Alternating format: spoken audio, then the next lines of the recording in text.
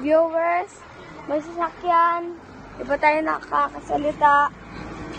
Ngayon ay, ang pagpag-uusapan nga natin ngayon ay tungkol sa pagtutupbrush ko.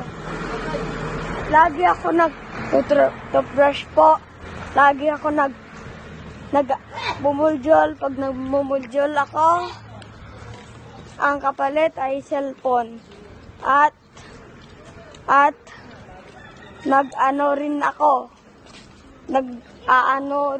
Nagmumuljo, pag sa umaga, pagising ko, magtutupbrush ako. Pagkatapos ng toothbrush, kain ako ng mga pagkain, ano man yan.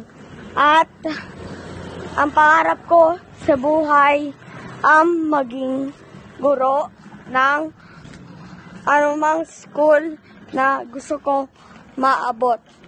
At sana ang mga estudyante ay sana maging mababait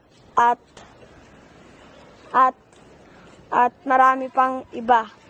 At ang tuturo ko ay ito ang bahay nila Umar